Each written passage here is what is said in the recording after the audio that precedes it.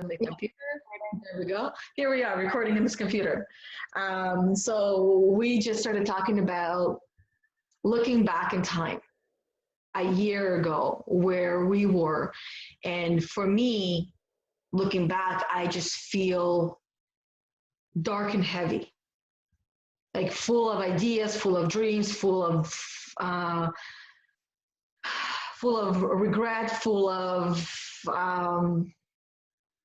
jealousy, full of envy, and that means like looking at where other people are, and it's like, I should be doing that. I want to be doing that. Why aren't I doing it? Why am I such a meow? I'm not gonna say the word. Why am I such a kitty cat that is not doing it? Earlier. Yeah. So it's like the heaviness is like a multi-fold burden of seeing the vision, seeing where you could be, which is heavy when you're not taking action towards it. And then also the burden of comparing to others. Yeah. Right. Yeah, that's a heavy load to carry. It's a very heavy load to carry. And I know many people are carrying that load. And since then, I had learned not to look at somebody else's plate of food. That's how I would describe it.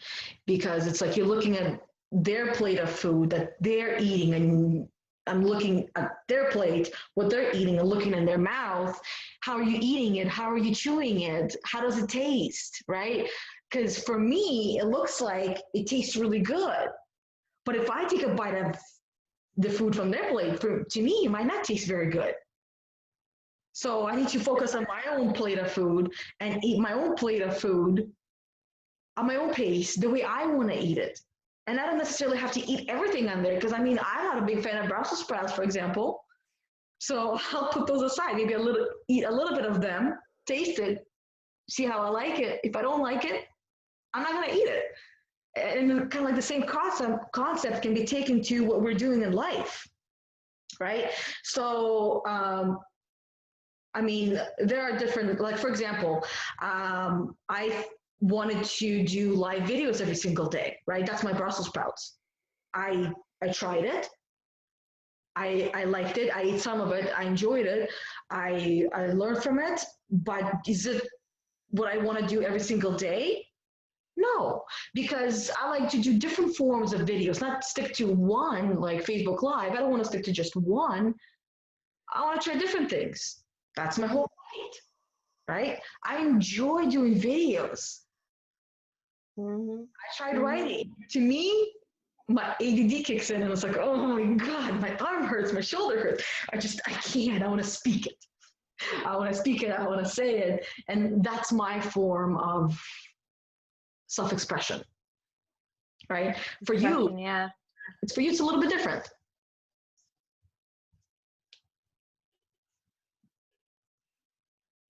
Yeah. And also what I was going to say about going back to just focusing on your own lane, I was looking at the little seedlings that I germinated all of them at the same time. There's 5 little cannabis sprouts growing in their little pots, and one took off immediately and is looking strong and growing quickly, and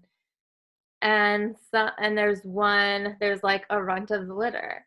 And I yesterday was talking to the runt of the litter. It's like barely grown, and I didn't judge it. I didn't think that it was struggling or anything. And I was like holding it, talking to it, and I was like, don't look at the others. Like, this is your journey. You can grow whatever pace you want to grow at. Like, take your time. And another example that came to mind to just bring home that message of focusing on your own lane. Do you remember the Olympics? There was an Olympics, I forget which year it was, but this dude, like Michael, it was the swimming event, and Michael Phelps was like getting in the zone. He had his headphones in, and then someone else was like taunting him. And then when they were competing, they were in the lanes next to each other, and there was a photo taken of Michael Phelps with his head down to his chest, like crushing. And then the person in the lane next to him was looking at him, and it sparked this contagion of memes of like winners focus on their lane, losers focus on winners. And so whenever that all evolved at a period of time where I really needed that message, and anytime I caught myself focusing on other lanes, I'd be like, Michael Phelps it. Just keep Michael Phelpsing and you'll be fine. Yeah. I know I heard that motivational speech is what I call it. Like that motivational story quite a few times. And that's what I remind myself, focus on my own lane. Look at my own ruler. Don't measure my success based on somebody else's ruler. You have your own ruler, and if I take my success and I measure it to your ruler, I'm not going to feel good about it, right? Or if I measure, and you never know what someone else, like you also never know what's going on in someone else's life and what container they're creating in. Like I graduated IPEC with 31 other people, I think, and we've all been moving at our own pace, following our own journeys. Like some didn't actually go on to become coaches. Like, there's just no telling. Like us, for example, 2 coaches. I've been, for the past couple of years, haven't really had like I'm living in different places, like whether it was my ex's or my friend's couch in Philly or my parents' house or Maine, and now back to my parents' house, and you've had your house, so it's just like you never know what other people's journeys are, where other people's journeys are going to take them. So you and I also have like very different sets of circumstances, so there's no point in comparing each other's journeys. yeah, it's basically, in other words, it's simply impossible to compare my life, my journey to anyone else's, because it is mine and it can only be mine. I can't even compare it to my husband's, even though we live together and we have been on this journey together for almost 15 years now, married for almost 13.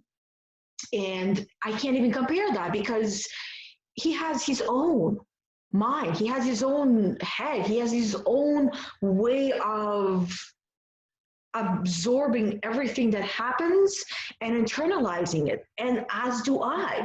And the way that I see, perceive, assume, and interpret the world and all of the things that I am being now is very, very, very different than it was when I was a teenager, even a year ago, right? Even a year ago, it's very different now because of, honestly, because of IPEC. Everything that I have learned through the law of being, through IPEC, through Bruce, through you, through all of that, like, and all the other courses that I have taken as well. Like there's ferocity training I've taken, there's your time management course I've taken, there's hormone balance course I've taken, there's better sleep in you course I've taken. I mean, I can go on the amount of courses that I have taken, and all of them have changed me. Each and every one has changed me and educated me to where I look at the world, look at everything differently. And I find myself not really judging too much. I mean, judgment is still going to happen. It's human nature, but I just let it be. And I'm learning even more so now, because this is going to be a lifelong journey of letting go of what's not mine. If it's not working, if I'm not enjoying those Brussels sprouts, if I'm not enjoying doing what I'm doing, don't force it. It's like there's a pillow I've made when I was like I think I was like 20 years old or something. I wrote on there. If you, it's like love is like a fart. If you have to force it, it's probably shit. Well, it's true. Anytime we're forcing ourselves or convincing ourselves, it's just pulling us out of alignment. Like at this point, with what we've gone through with coaching and IPEC and expanding our frequencies, we're pretty aware and in touch of what alignment feels like and where our intuition is leading us. So if we're forcing ourselves, we can feel it. Yeah. And if we're forcing ourselves, we can feel it. Yeah. And we might do that for a little while. And because sometimes, I know I recently experienced this internal dialogue of like, what's intuition and what's fear. And all along I know what my intuition feels like. So all along I knew that I was my brain was like, oh, come on, intuition, like indulge me. Don't, like, basically telling my intuition, you're being afraid, like don't have fear-based thoughts. Whereas I knew all along that my intuition was not having fear-based thoughts. It was using discernment. Mm-hmm. So I did convince myself to deviate off course a little bit. And then once I aligned back on course, like let that deviation go and align back on course, it's like, yeah, I knew all along, but there was something in there that I needed to learn. Otherwise, I wouldn't have done it. Yeah, exactly. There's a point to everything. Everything that happens for us, right? And that, I believe that even more so. I've always said things don't happen to me, they happen for me. And I've always known and understood that. And that's why I've always like let things go. I remember my husband and I, we've been married for maybe about 5 or 6 years at that point. And he said to me, he goes, I don't know how you just forgive and forget and let go of things and don't hold on and don't hold grudges, don't get angry. Like how do you do that? And I didn't know. To me, it was like a natural thing where it felt like it wasn't about me. So why would I listen to it and internalize it and make it about me when it's not about me? It's never about me, unless it is about me. Right? There is a fine line between them, but that honestly, that fine line is not really that fine. It's, to me, it's fairly solid. Mm-hmm. Well, Right? one feels like what you're just describing of like holding on to a grudge. It just felt like stagnant energy, and so it's either you stagnate or you flow. Mm-hmm. And that, like, holding on, I was kind of picturing like a math problem. Like this is like a pattern. If you want to hold on and blame someone else, then this is a pattern of this like level 2 energy repeating. Like whatever it is, it's this pattern repeating, and that'll stay in that like stagnant catabolic cycle. Mm-hmm. So moving on, letting it go, it's like solving the math problem. Like, oh, you expanded that frequency, so now you're flowing again. Mm-hmm. And that's like when I feel stagnant energy, I know, okay, there's a repeater here. There's something repeating that I need to figure out and move that energy. Yeah. Yeah. I like math. I think that's why we both connected. Like, some people don't really connect with the energy levels the way we have. But I think that's why we both connected with them, like to apply numbers to our thoughts, feelings, and actions. Like for my brain, it's just like, got it. Like, yes, let's work with this. If I could just look at something and be like, 4, 1, 3 2, then everything, like every human being just becomes a set of numbers, and the matrix reveals itself, and Yeah, we could just I like was just seeing the matrix, the numbers. Yep. Yeah, you know why I like numbers even more so, like speaking like of energy levels or even the to-do list, or whatever it is that, or even the plan of creating a course, right? When it's numbered, you say number 5. You have a whole story attached to the number 5 of what that number 5 is to you. So instead of repeating everything that's under that number 5, by hearing number 5, you instantly know everything what it's trying to say, right? That's another reason why I like numbers. It's like a short story. Matrix. If you look at like the way I see the matrix, right? Each and every number is somebody's life story, somebody's life, or Yeah, somebody's day, all summed up into one digit. yeah. I just love it because it helps detach from the emotion. Like growth can be so painful when we're attached emotionally to the old patterns. So we come in with a set of patterns already, because if our parents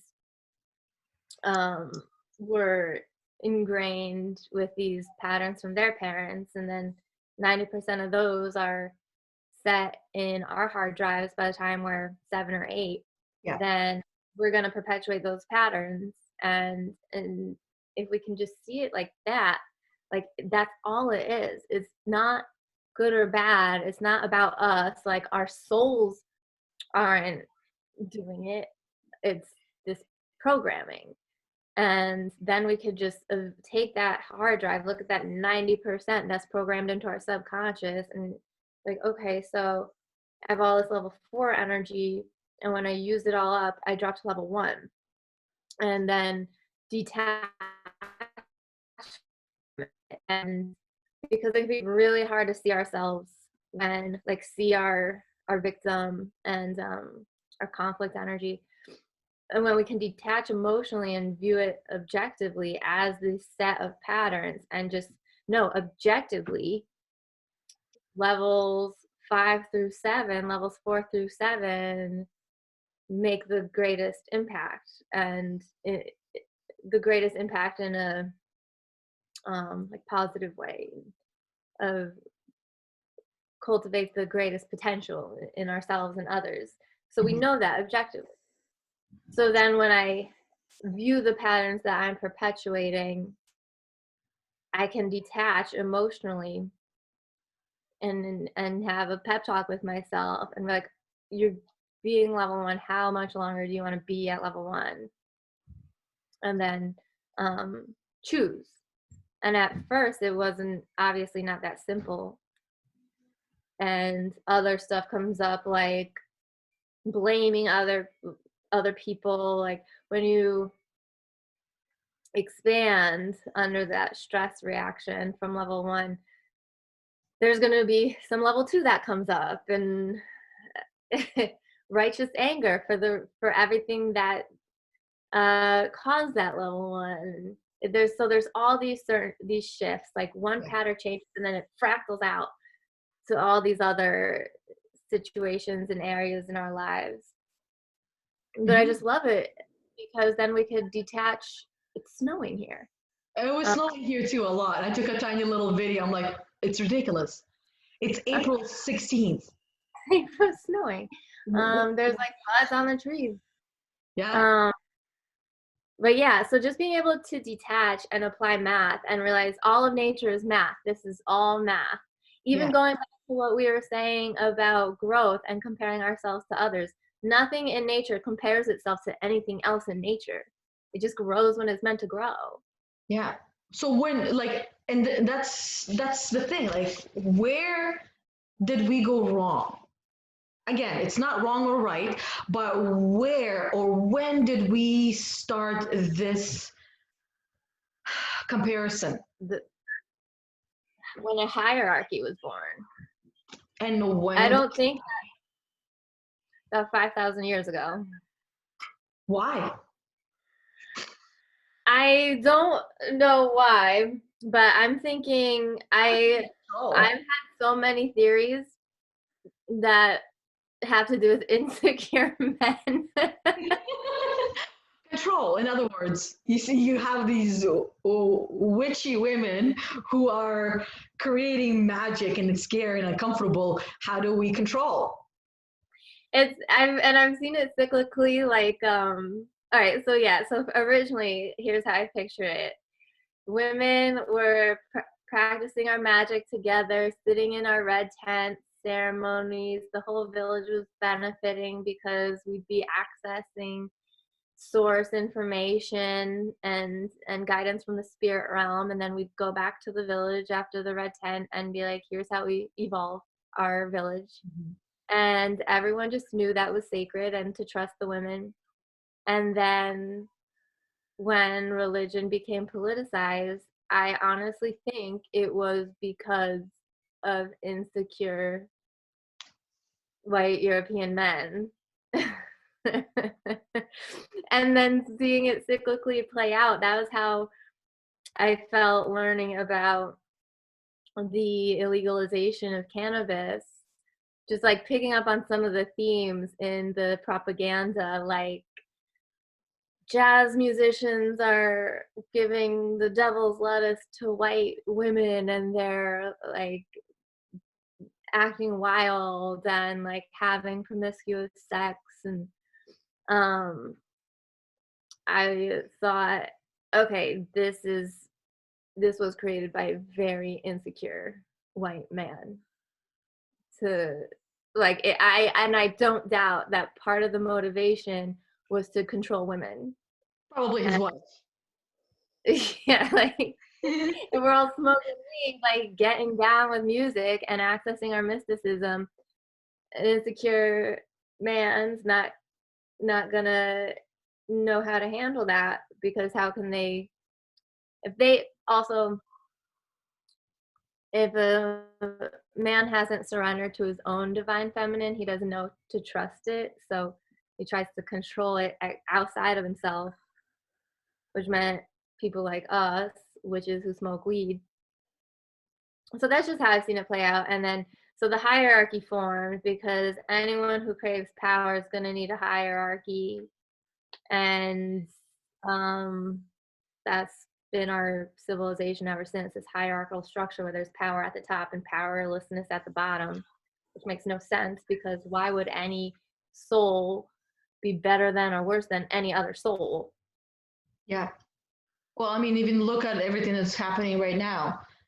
We're feeling like we have no control, like we have no say, like we're being told to stay in your house, lock the doors, and if you don't, we'll come and put bars on your doors, right? Because it's trying to control us and separate us all, because it's like, oh my God, these people are waking up and they're spending time together. We don't like it. Let's put a tap on that, or let's burst their bubble. And what I don't realize is that it just gives us more opportunity to connect with each other on a different level, in a different way, and it brings us all together.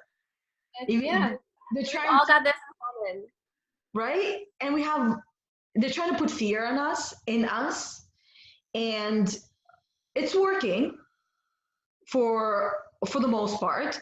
A lot of people are terrified and petrified, but I mean, I just see myself like I just see like a king standing and he says bow and everyone bows and Yana says, fuck you.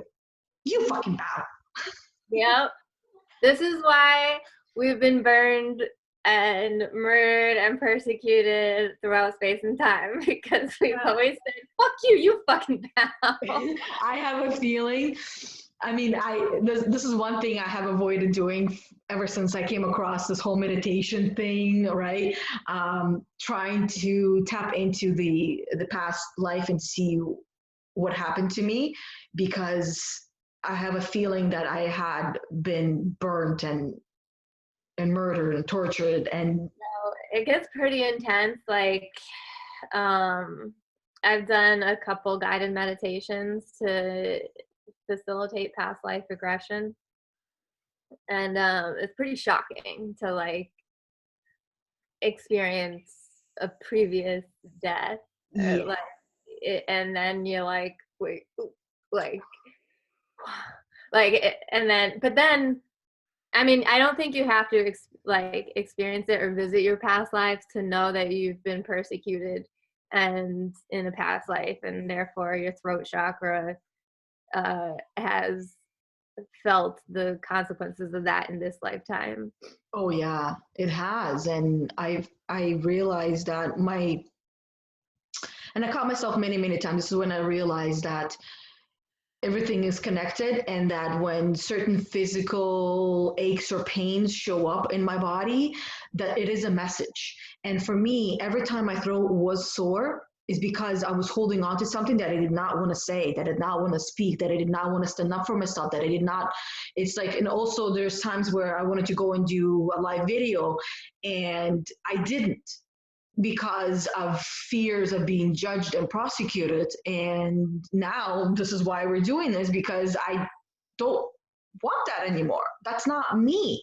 I've always been the person that spoke up and did not hold it in. And when I found myself holding it in, my throat would be affected.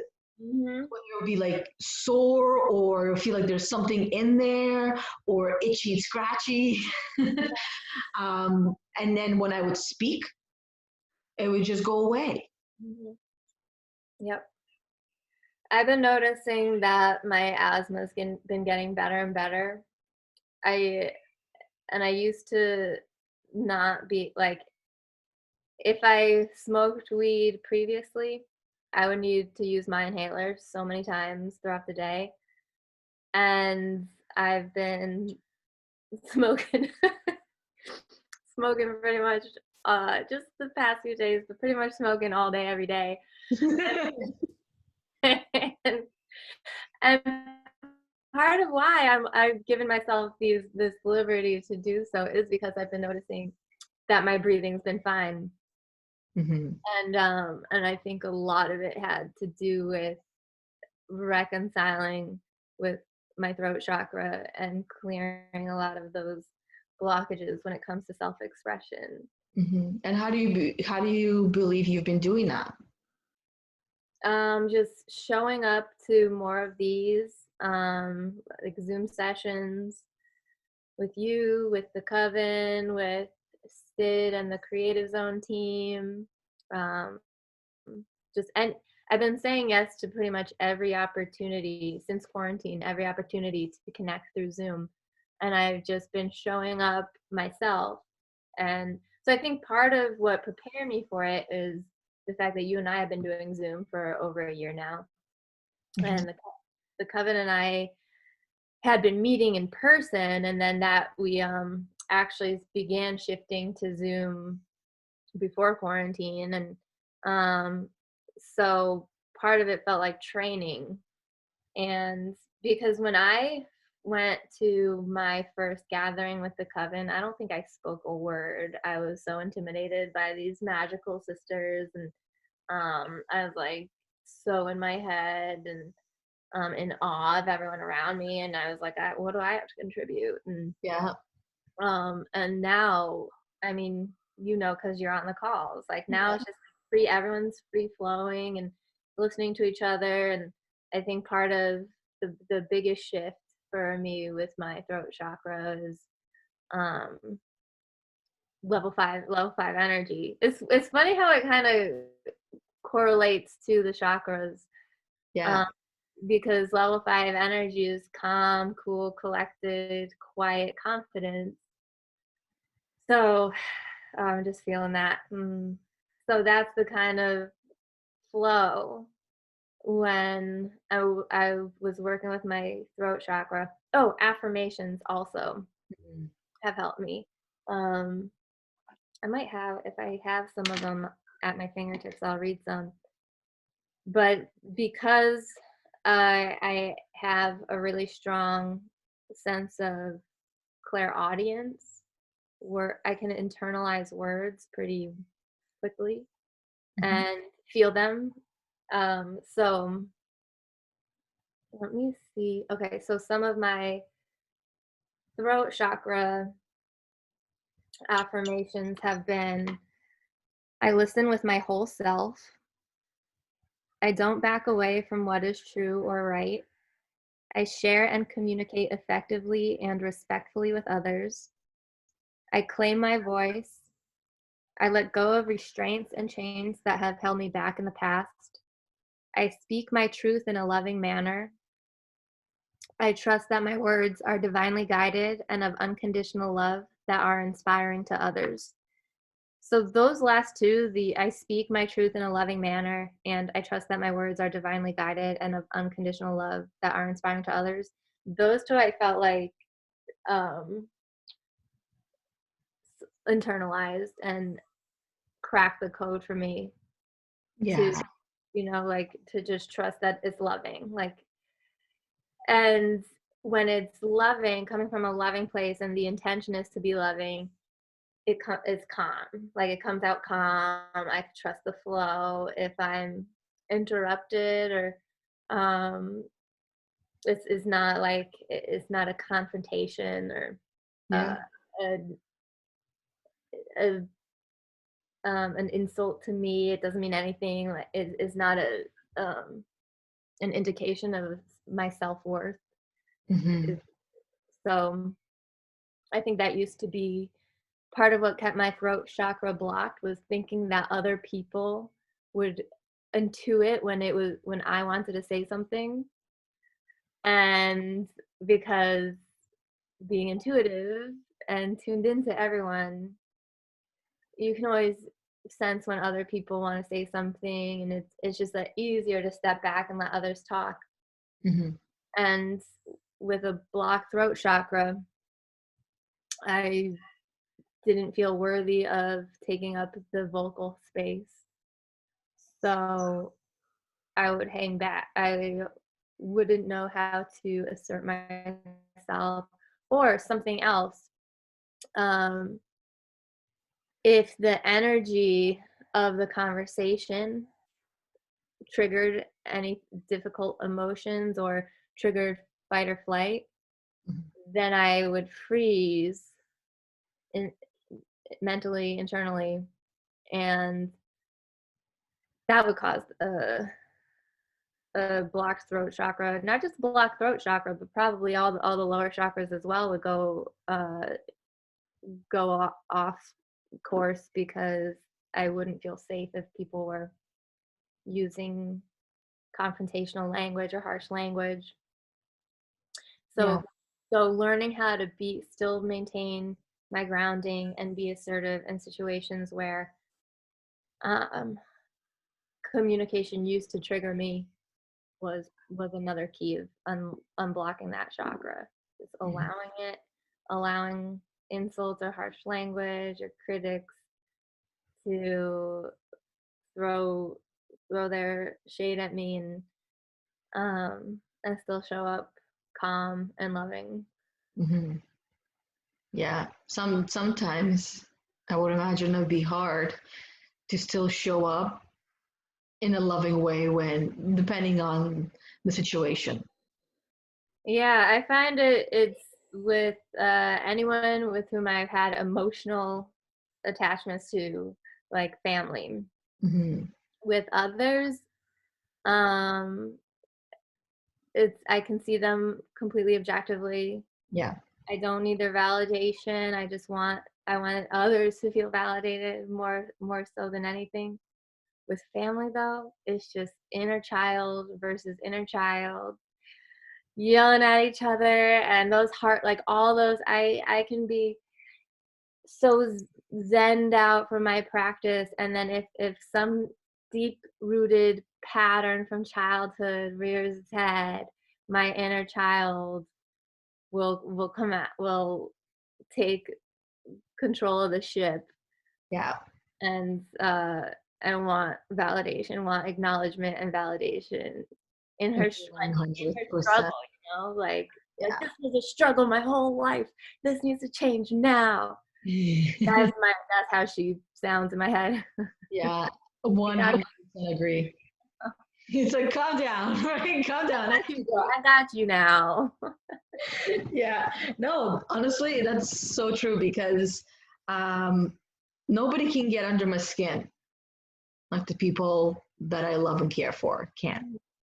They can say one thing, and no matter how awesome I was feeling, I'm down in that swamp, right? Level 1. That's my swamp. I have like a whole image of what level 1 feels like to me. It's like a swamp, right? Sometimes I stand on that edge and decide whether to go in or not. And I am consciously aware of it, right? But there are moments when I'm not. And then I consciously realize that this is where I am. Do I want to continue or do I want to go somewhere else, right? Yeah. Or they can bring me to level 2. And my loved ones are pretty much the only ones that can bring me to a level 2. Not very many people can bring me to level 2. Mind you, again, sometimes I get angry at other people and strangers that cut me up on the road, or they're very inconsiderate and very, like, they only think of themselves and, like, shopping, for example, right? And I get angry, but I don't do anything about it because, again, it's not about them. It's about me. Why am I getting angry, right? What is my body trying to tell me? What is my anger trying to tell me? It's trying to remind me that, Yana, you want to get rid of your anger, and the only way you can get rid of it is by practicing and by facing all of these obstacles on this obstacle course, and only then you'll be able to run through the obstacle course without tripping and falling. That's how I see it. And when you were talking about affirmations, I was thinking, like, how do I pick my affirmations? And this is a question that some people, I guess, might have. How do I pick my affirmations? I pick them, and especially those that are more life-changing than others, are the ones that the first time I say to myself out loud, or the first time I write it down, or however you want to express it, but mainly the first time I say it to myself, if it creates a feeling in me. And that feeling usually is a release of some sort that comes through waterworks. In other words, it can make me cry. So there is one that I say to myself every single day that to this day, even like thinking about it right now, makes my throat swell up. And it's as simple as this: I am lovable. Because as a child, we go through our life thinking that we're not lovable, and we grow up feeling like we're not lovable. And that's why we give and we give and we give, and we try to make everyone happy, and we try to do so much. And that's every human being, as far as I'm aware, because we want to see that proof, that evidence that we are lovable. But we forget that the only person that needs to give us that is ourselves, right? We can search for it externally, but we're not always going to find it. It has to come from within. So telling myself I am lovable, I love myself, those are like, they cut deep, and those ones, like I said, it still makes me want to cry, and I hold it back. But that's how I know. Yeah. That's how I know that it works. Saying I am awesome. The first time I said it, I was like, I'm awesome. Yes, I am. Yeah. Right? And then it became like, I'm awesome. Fuck yeah, I'm awesome. Right? I'm weird. The first time I said it, I'm like, is this an affirmation? Is this good? Yeah, I am weird. I am unique. I am one of a kind. I am rare. No one else in the world is like me. No one else in the world will ever be like me. And that is the truth. Each and every one, like Earth should be, and this is I think why aliens come to visit, because this is one of a kind show, ladies and gentlemen, full of human beings that are one of a kind. And I just love how you said that, ladies and gentlemen. right? Welcome to the One of a Kind show. Come visit us. It's like the David Bowie song "Life on Mars," where he was just like basically describing life on Earth, and he's like, it's the freakiest show. So what? The freakiest show. Yeah. I don't want to get it wrong, but that no, I won't bother looking it up. But that is that was always one of my favorite lyrics. Like, it is. This is like, you're right. This is a one of a kind show. Yeah. That's why it goes back to that point of comparison, that disease, compairitis that I call it. We can't compare. I mean, again, going back to the hierarchy, if there's no top, if there's nowhere we're supposed to be or trying to get to, or better than or worse than, then the comparison would just dissolve.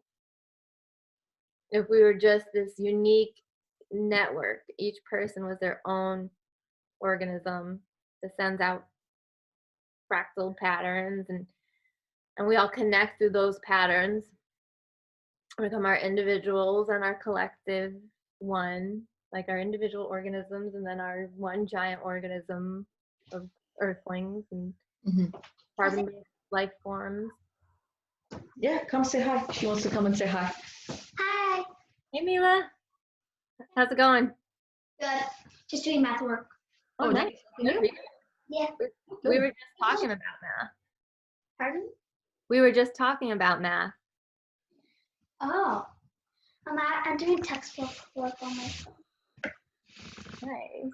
What kind of math problems is it? Fractions. Ooh, I love fractions. I usually. I don't. I like solid numbers, not half numbers. Yeah, I don't like mixed fractions. I'll just send some my way. I want to do some fraction problems.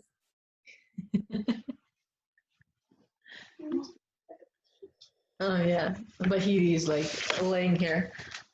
She was laying right on my laptop. Oh, she's sleeping. She moves her leg. Okay, rub my belly. Rub my belly. She's such a good girl. Okay, you can go, City. Okay. Make sure you close the door. Okay, thank you. I was going. Then there was something else that we were talking about. Because like I said, I take notes of what we're talking about, so we don't have to rewatch everything. The matrix numbers, certain versions of the story. Oh, so what that did, the shortened version of the story, looking at the number. So to me, I just saw myself being at level 1, level 2, and level 3. Right, level 1. Oh, I can. And this, for me, it's like weight reduction. Looking the way that I see myself in my dreams, because this is not how I look in my dreams. In my dreams, I am a bomb. Right? I look awesome.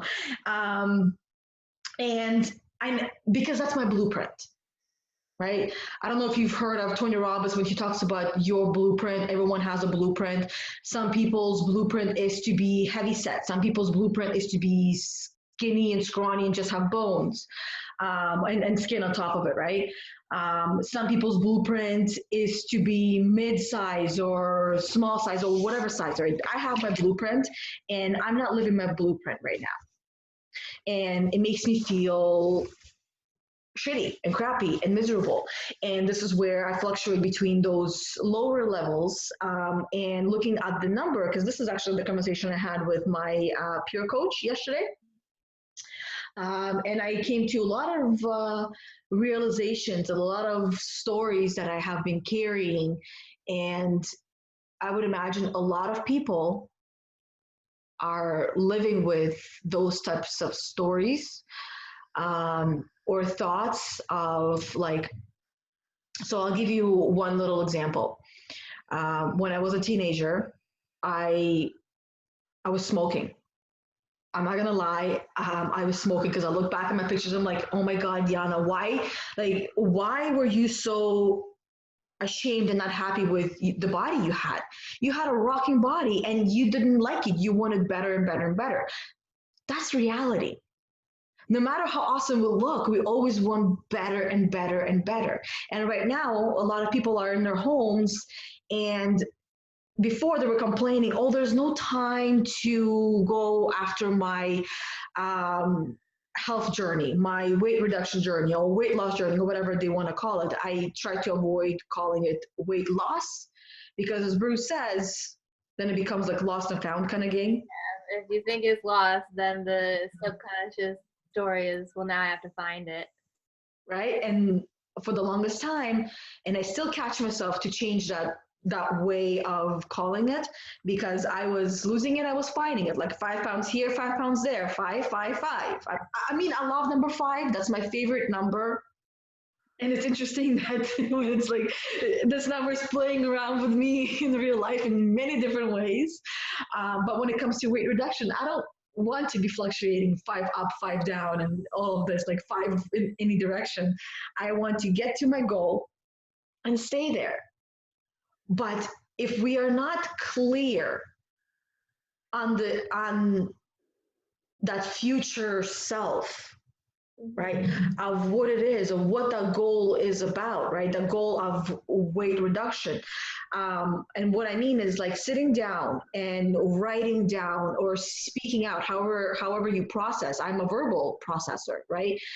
So I do my little video recordings for myself that I can rewatch, and I get clear on why, on how I'm going to do it. And in the why, I include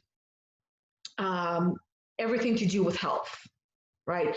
And it's not just to look good, but to me, the most important part is to feel good, and feel good right in here, because it affects us mentally.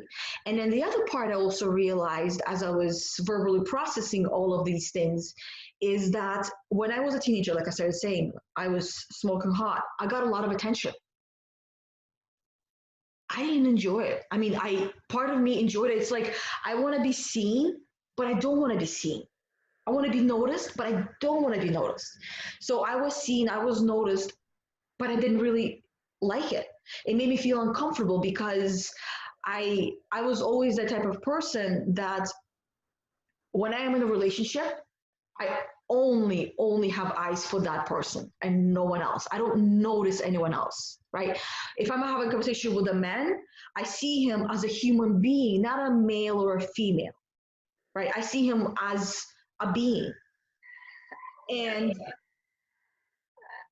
that's what I notice is that when you look a certain way, the opposite gender comes at you because they want something from you. And I don't like that. I don't enjoy it. It makes me uncomfortable. And what I also realized, being an empath and being a sensitive and feeling guilty for telling people no and making them feel bad, makes me feel bad. You know, that you just hit on so many topics that when I went through a reconciliation with my maiden, like in the maiden mother crone cycle, the maiden is the young woman, the girl who makes mistakes. She can be reckless.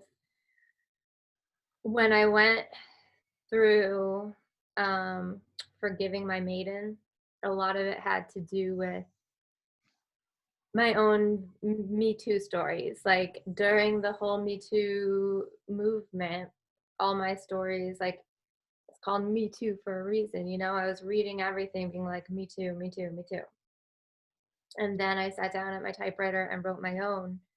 And I was realizing just how much I had to forgive myself for the ways I perpetuated the objectification of myself and women and perpetuated patriarchal mindset when it comes to women. And it was excruciating because I had to face all those times that I took the path of least resistance out of fear of rejecting a man or fear of not giving him what he wanted, or this sense of indebtedness that I didn't even know that I felt this underlying sense of indebtedness until I was healing the PTSD from my last relationship and people pleasing, like to the point where I was getting myself in trouble people pleasing, because people pleasing can only go so far until there's a confrontation. Yeah. And I realized that was coming from this sense of feeling like I'm just lucky to have anybody who even cares about me. I better give them anything they want.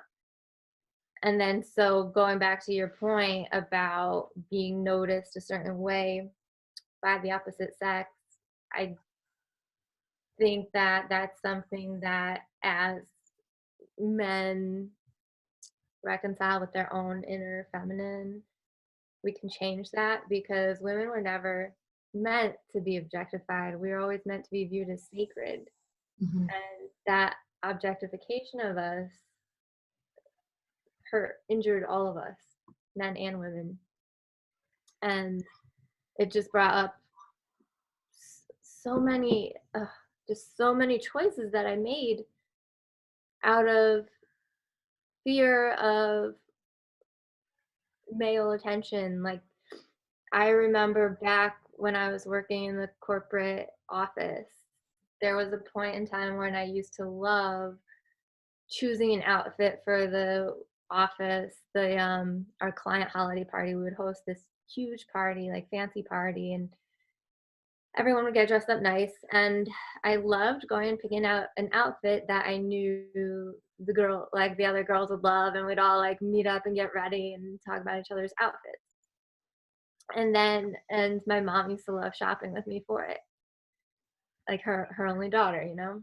And so I remember this one point where I was shopping with my mom and I tried on an outfit and I was like, I can't wear this. And my mom was like, wow, you look so cute in it. And I was like, this was a point in time when I started feeling and noticing when I would pass a man in the office hallway, and I could feel his eyes on me after I walked by.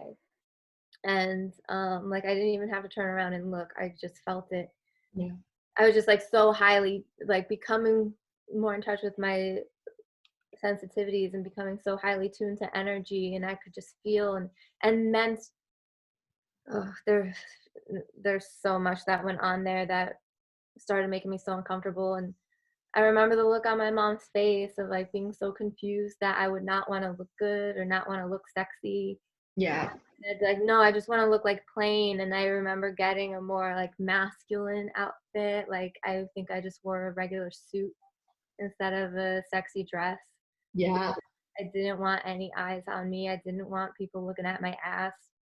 I was wearing sweatpants and sweaters, baggy. And I remember I still have that one pair of those pants that I used to wear. They're really baggy, and I don't know if you remember, there was pants. I think from it's like a little C on it, Champion, and they had clips all the way down the leg. So from the top to the bottom, it would be like clips on them, and they would close. And I remember wearing those pants, and my mom was kind of like what your mom was saying. Why are you covering yourself up? You have such a nice body. Why don't you just show it off, right? You're always wearing these boy clothes, boy stuff, and sweats and everything. It's not nice. And of course, me fighting back resulted in my pants being literally ripped off me, because my mom grabbed them and she ripped them off of me. And I understand where she was coming from, right? Being a mom now, especially, I understand. And then she said, your dad can fit into these pants. He can wear them because they're his size, right? And I was a small person. I was a 00 size. And my mom was telling me that these pants are way too big, give them to dad. And she gave them to dad. And of course, I ended up getting them back, and I have them, and I still wear them. I wear them. I remember that story, but I don't remember I don't remember it in a bad way. I remember it in a very empowering way where I stood up for myself and I won. Mm. But that was what I did. I wore those type of pants so I would not be seen. Yeah. Feeling those eyes burning in the back of my head, back of my ass. And it, you know, it's taken me until this past year really to recognize that that's not our responsibility. It's not my if I want to surrender to my inner mystic, then what comes along with that is a very active sacral chakra and being in touch with my sensuality. And now I don't care if when I'm dancing, if I'm moving my ass and it's noticeable, that's how I connect. And if I want to be if I want to highlight my sensuality in any way, I feel comfortable. That's my birthright.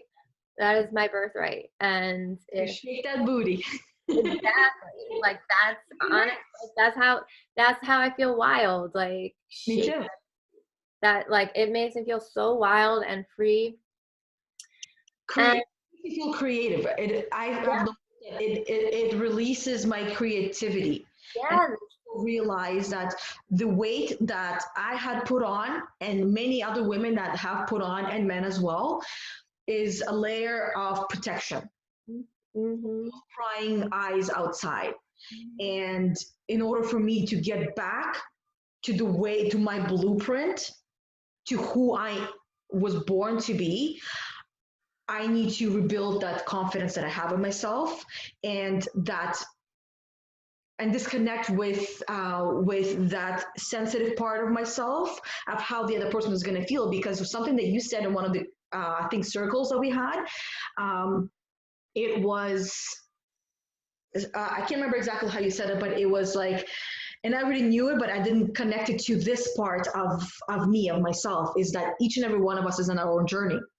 And the way I see it is that, so here's the reason why I brought up this topic with my coach yesterday, and kind of why I bring it up now is because by me getting noticed more and by me being on social media, there's certain people that think it's okay to send me a certain type of pictures, and it is not okay. And these people, it's like they know that I'm happily married. They know I have no eyes for anyone else. They know I have absolutely no interest in anyone else. And I have said it in the beginning, right? And it's like, I don't want to call them time wasters, but they are time wasters. And I was feeling guilty and bad for these people that they would, let's say, just say hi or good morning. And then eventually they send me a picture of something. And of course, what do?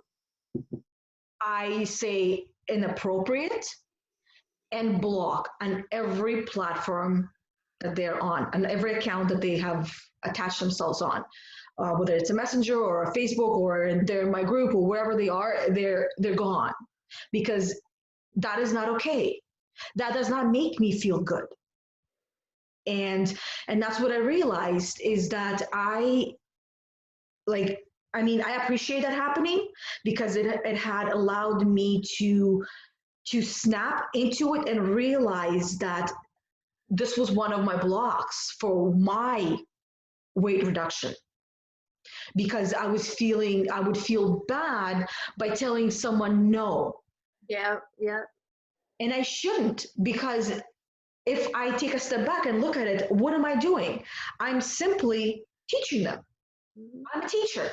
Yep. I'm a teacher that teaches them maybe 1 or 2 lessons on their journey of what not to do or what to do instead.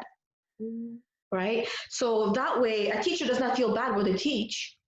So take a step back, Yana, and if I need to tell them whatever I need to tell them, that's their lesson. They had chosen that path at birth.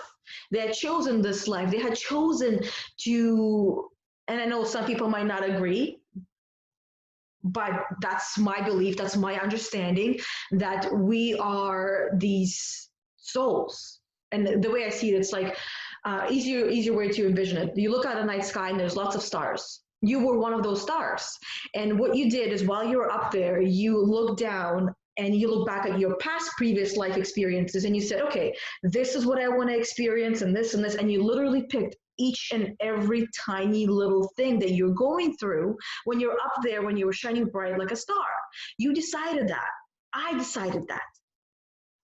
Right? And I know I've said this before to some people and they just lost their marbles on me because, oh my God, how dare you say that people decided to lose a loved one or suffer through a certain thing. But that was decided before you were even conceived, right? Your soul has decided that for you. And all the lessons, everything that we're going through, I believe we had chosen them. Our soul has chosen them for us to experience in the human body, right? And once we connect with our soul, we can understand that on a level that we feel it.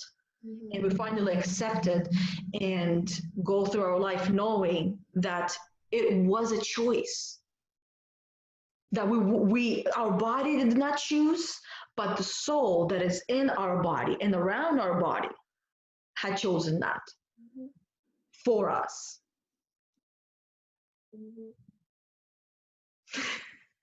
A soul contract. That's like, well, we come in with all this karma, and it's our path to figure out. Like, that's also part of the fun, is discerning our karmic patterns. Yeah. And deriving those lessons. And just going back to what you said, this connects again to how everybody's journey is different. And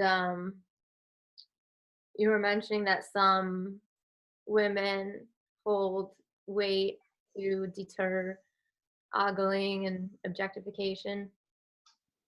I realized part of my journey was I would lose tons of weight to, like, as though I was trying to disappear altogether to not be noticed.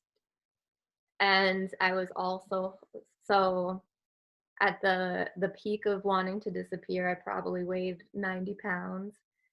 And I was also holding my breath all the time without realizing it. Yeah, see, that's the other side of the weight reduction, right? Some eat a lot and some don't. I went through a stage for a couple of years where I would punish myself with food without even realizing it. And even when I realized it, I still continued to do it. And the way I would punish myself is I wouldn't eat. I would be hungry, but at the same time, I would be nauseous because I was disgusted with myself. And doing that for a couple of years does a lot of damage to the body, and mind is part of the body. Mind, body, spirit, it's all connected. Yeah. So I can only imagine what you had gone through, right? With your opposite side of the spectrum, right? And that's what happens to a lot of women as well, right? It's one or the other. Some put on a lot of weight, some put on a little bit of weight. It's that security blanket. That's what it is, right? And when you were talking about, like, the one thing you can control. Exactly, right? We can control the way that we look to a certain degree. Like, we can't control how people are going to treat us, or the things they're going to say to us, or the inappropriate messages they're going to send. Like, for anyone who follows me on Instagram, I found, starting a year ago, I found so much joy in sharing my cacao prep dance parties with my followers. And primarily the responses that I would get would be from sisters, from women who would tell me that my joy is contagious for them, and they put on music and are dancing, and that kept me going. And I felt so connected to their roots in those moments. Oh, and it just like, it's my joy. I love it. Like, I love the solo experience of that dance party, and I love the shared experience of sharing it as though, because while I'm experiencing it, I'm picturing everybody with me. So I would put that on my Instagram story and just be thinking about my sisters who are feeling empowered from it. And then I got a message. I started getting messages from a man, and I would always try to deflect and be like, okay, well, what you admire in me exists within you. So maybe you're just admiring the surrender, and you can surrender too to your own creative, just trying to like it's not about me. And then he sent me a message that watching my dance videos, he was like, that was the best nut I've ever cracked.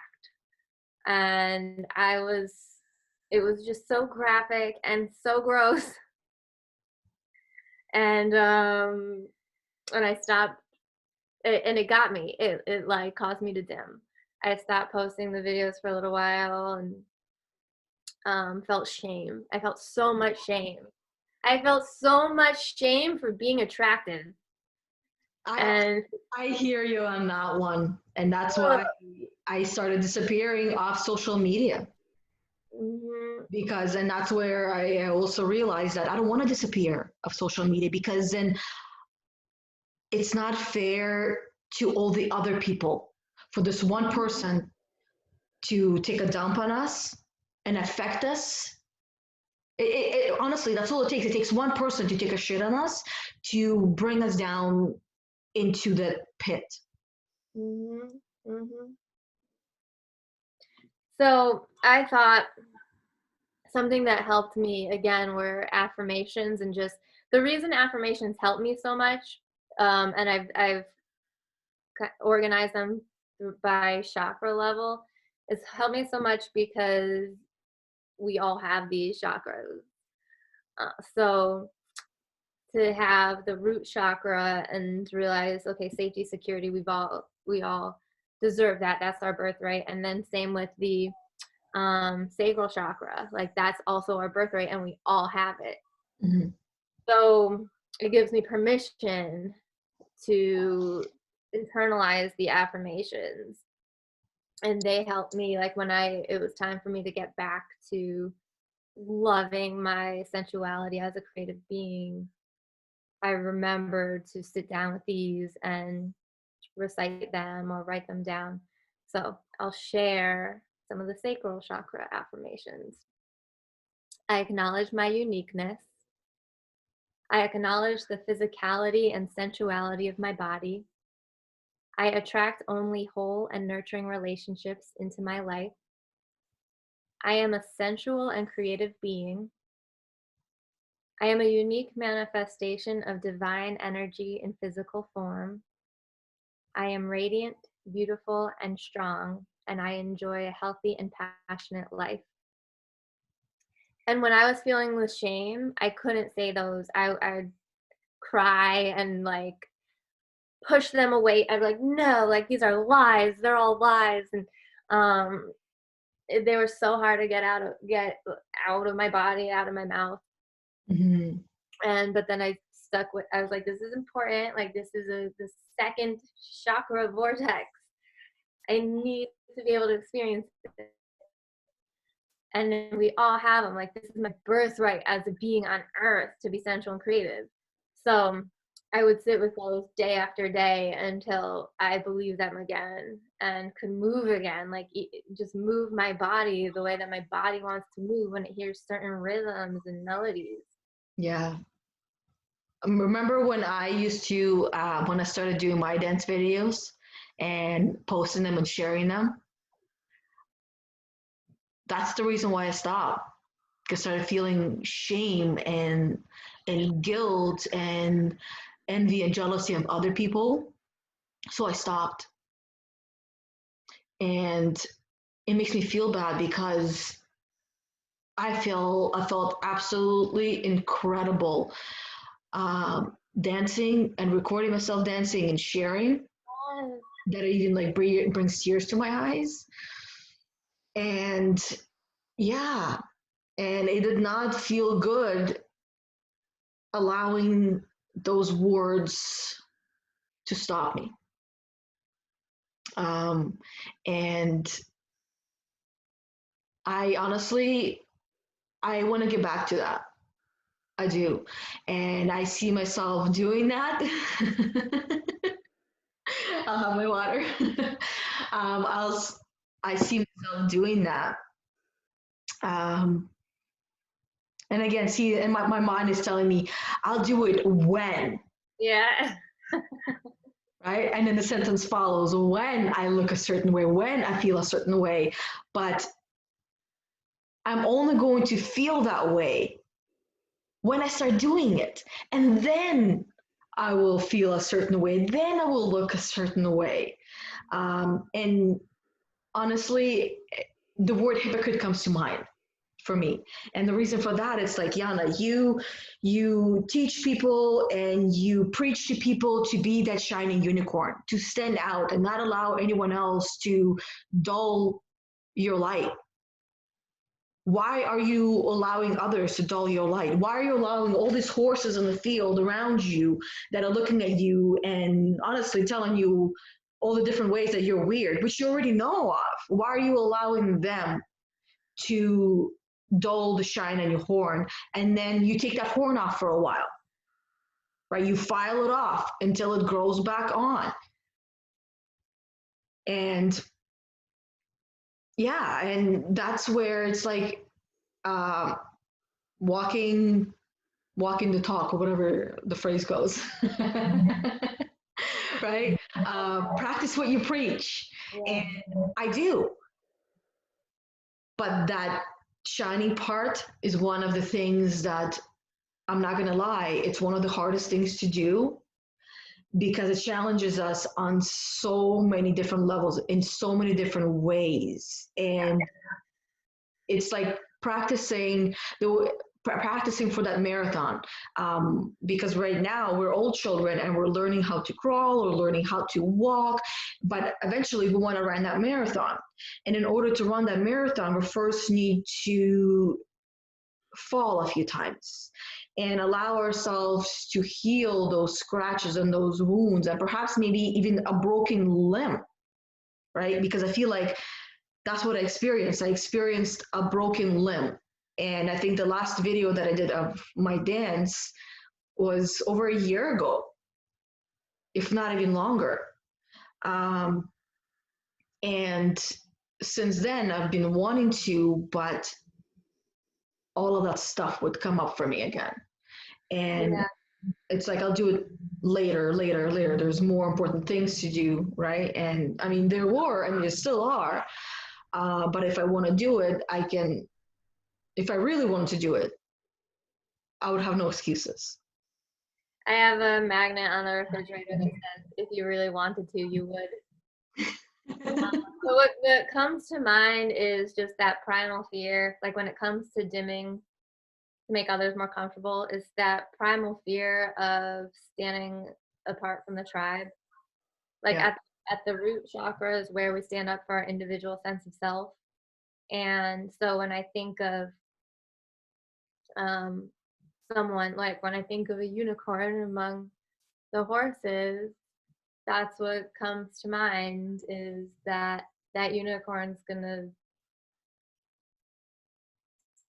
stand out, and the status quo is self-perpetuating. So the mindsets of those who haven't yet uncovered their own shine are going to project onto the unicorn. Yeah. That's just how it works. It's just how it works. Like it's nothing personal on either side. It's just how it works. Because the unicorn is confronting the horses, not intentionally, just by being a unicorn. It's confronting the horses to evaluate. The sentence is going to sound funny, but it's going to cause the horses to evaluate their own choices, and why am I not being a unicorn? Yeah. So that was just one thing that came to mind because what we experience when we surrender to movement and dance and share it, we're experiencing joy and we're sharing joy. And the status quo is, anytime humans experience joy, is poking holes in the matrix. The status quo depends on our powerlessness. So, and when we are feeling joy, we are completely empowered. And so, so of course the matrix agents, at that point when we're shining, anybody who hasn't uncovered their own shine is infiltrated by the matrix agent mindset and will then play that role. Like Mr. Smith will just like possess the person who's gonna say something to dim us, cause us to dim. Yeah. And the motivation for me to always come back to joy is my birthright is that if I dim, then how will anyone else know they have permission to shine? Yeah. Like it takes the leaders and those who've, like, we've done this work, so we know how to experience joy. We actually even have logical, reasonable application of why joy is so important. Level 6 energy, the result of level 6 energy is wisdom. And we know that wisdom is the only thing that's going to advance our species. It's not going to be logic and reason alone. Mm-hmm. So if joy unlocks all that wisdom, then not only do we have the right to experience it, but we have a responsibility. Yeah. Yeah. Yeah, I totally hear you on that one. And dimming your own light doesn't feel good. Mm-mm. It doesn't. So who are we really helping there? The No. status quo, the system. We're just helping the system. There's no soul in the system. Yeah. And are we ever gonna hear a thank you for that? I love that question. I love that question. Fuck no. Are we ever gonna hear a thank you for shining bright? Mm-hmm. So which one would we rather do? Yep. We do get thank yous. Like the messages that I've received from my soul sisters just from posting videos, like dancing, making my cacao. Like just one, even if it was just one, like one that I received was, I was having such a down day and then you reminded me to just put on music and move my body, and now I'm having like the best day. Something like that. It's like, okay, just if that happened for just one person, like that's all I need to know. And who even knows what the ripple effect of that is? That person could go on and influence other people's days by spreading joy. Yeah. But think of it this way. That's one person that was brave enough to say something. Mm-hmm. How many people are watching and they're not brave enough, or they believe they're not brave enough, that don't say anything? And those are the kinds of things that we have to focus on when the other like creepy slide into to the DM causes us to dim. Like that, we can't let that one comment bring on all that flood of, how dare I be myself, essentially. Yeah. How dare I show that this is me experiencing joy. Yeah. How dare you, right? But it does allow others to do the same. It does.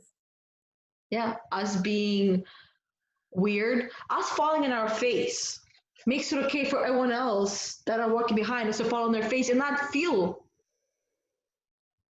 bad about it or embarrassed by it. Yeah. Or to just know that we all do it. Like, and you can feel bad about it, but you're gonna be okay.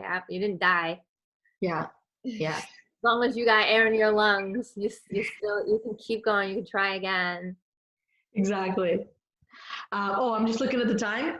So, because we decided we're gonna try to keep these videos to an hour, and I think this one is about maybe about an hour and 20 minutes.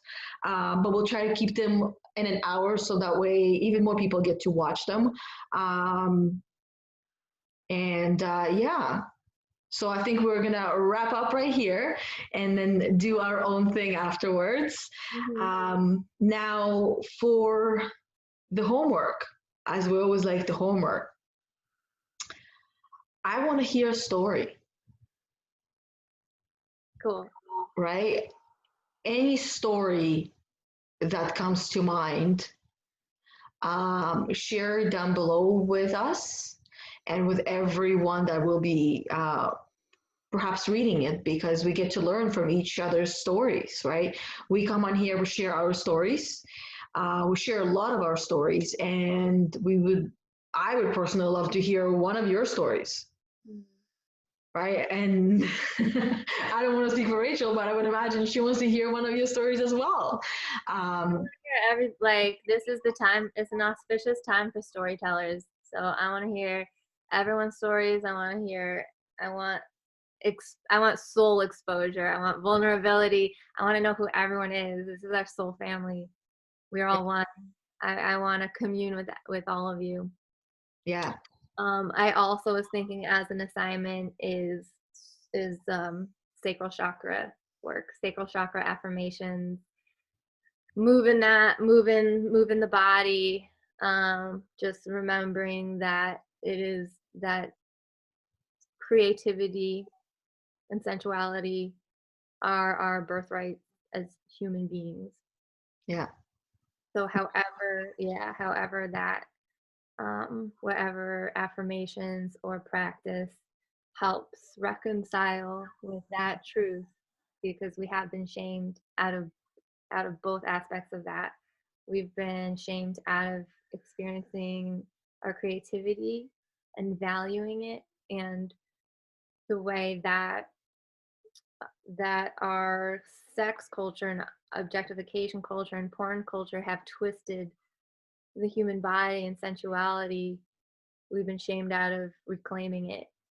So we're reclaiming it. That's another part of the assignment. Yeah. I like reclaim the sacral chakra. Yeah.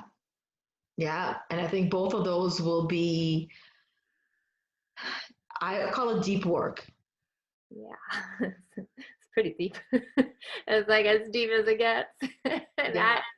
Yeah.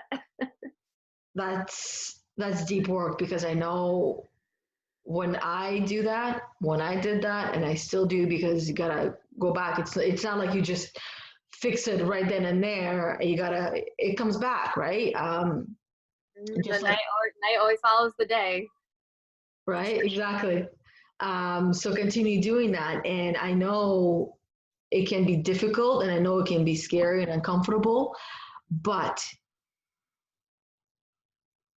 there's a light at I don't want to say end of the tunnel, because tunnel itself is an illusion. Thank you, Kelsey, for that. But to many people, the tunnel is not an illusion. The tunnel is the reality, right? So that's why I don't want to take it away from those people, because I was one of those people, and some days I still am one of those people. It's like a roller coaster. Life is a roller coaster. Every day is a roller coaster. That's why we go through all those feelings and emotions, and they can change in a snap of a finger, right? We talked about that earlier, where our loved ones can snap us out of the best feelings in the world. And that's just how life is. And learning to ride a roller coaster, and the more you ride the roller coaster, the easier it'll become, the less scared you'll be of riding that roller coaster, and it'll become more familiar, right? So I guess we will end at that. Yeah, looking forward to the homeworks and to our next podcast session. The one, yeah. Yeah. Yeah, perfect. Yeah. Okay, bye everybody, and we will see you guys all later. To me, buys are so like uncomfortable, and I feel like, and saying buys. I think sometimes that's why we go way over the time we say we're gonna go. Yeah, it's like, oh, how do you end it? Because there's so much more we can say, and I mean, we know we have done this before many times where we're like, okay, well, we'll do an hour. We'll just chat for an hour. We'll start at like 9 in the morning. And by the time we're done, the kids are coming home from school and it's like already 4 o'clock. And we're like, Time stands still because we're in the now. It's the time is an illusion, and when we're doing this, I can't think of what else we should be doing that's more important than this work. This is the work. So yeah. And it doesn't feel like work. That's why I don't like that word work, because a lot of people have really negative, it's like associations with the word work, right? And that's why I like to ask people, what does the word work brings up for you? Thoughts, feelings, and emotions. If you don't like it, change it. yeah, I mean, you could even just change it, discern between being and doing. Like Yeah. when we're on these calls, we're just being. We're not doing anything. This doesn't take any effort. We're Yeah. just being. We're just being ourselves. Yeah. And trusting that there's information being delivered from our third eyes through our throats into other people's third eyes and into their hearts, where they can make use of it and integrate it. Yeah. But it's not doing. It doesn't take any effort. Yeah, I agree. I just thought of something because I don't know. This is where the group can also, I guess, hear a little bit. So for the YouTube videos that I do screenshots. So I sit there and I scroll through the video and I pause it and take a picture, like a screenshot of the picture. And then I thought, that's a lot of work. Why don't we end the video with taking a picture? Like I can do the screenshot, and you can do a screenshot as well if you want, of the picture that will be going as the thumbnail for the video, for the post. Oh, I see what you're saying. Yeah, because I also like, I write the topics that we discuss, and there's also, I guess people can see and read. It's like, oh, okay, well, I want to go and check that out because of this one thing. But I mean, they might have to watch the whole thing to hear it. Mm-hmm. So how do you feel about taking a picture? So we just posing? Yeah, so let's buff ourselves up. Ready? Mm-hmm. Set, go. There we go. I took a picture. I'm gonna see. Let me see if it comes. Oh, where did it go? I want to see how it looks. I'm pretty sure it's gonna look awesome either way. Yes, I'm awesome. I am lovable. Yo, but that I appreciated that. I meant to say I appreciated that so much, because I know that there's so many people out there who can't say those words, who can't say I'm lovable and believe it, and it breaks my heart. So the Yeah. more we can just spread that and spread empathy for those who are struggling to feel that within. Yeah. And honestly, like I said, for me, I was one of those people that it was extremely difficult for me to think those words at first. And then to say them out loud.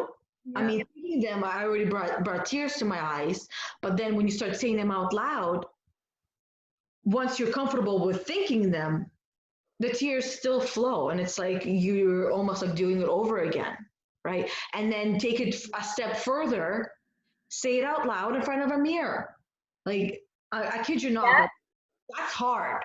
Mirror work works wonders. I took a Hay House online, like a free course that Hay House sent me, because I take the Hay House Writers Workshop, and the course was Louise Hay and I think her name's Cheryl Richardson, and they were talking about doing mirror work and like self-love.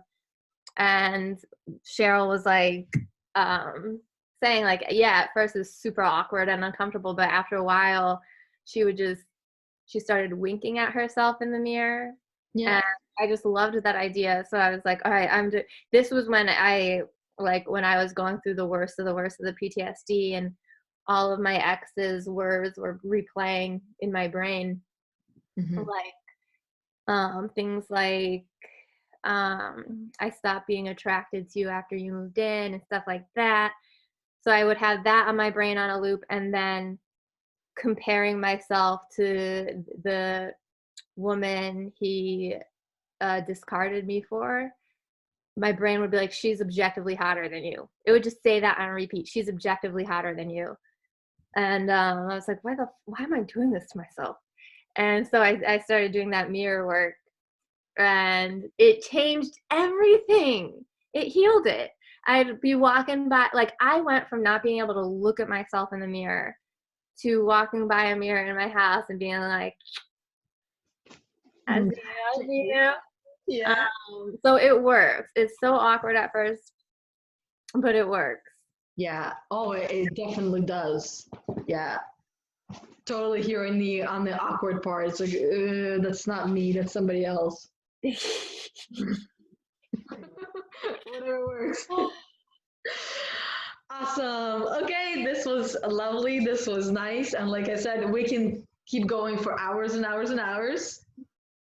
But we're trying to be conscious of everyone's time, everyone that's watching. Because we can continue to keep digging and pulling out the gold for each and every one of you, but that's where, like, little small bite sizes, an hour or two a day, another day, a week, really. I think we can all kind of put aside and watch, especially if this is for you. If it's your medicine. Yeah. Awesome. Okay. Bye. Right. See you in a couple of minutes then. All right. Much love, everyone. Okay, bye.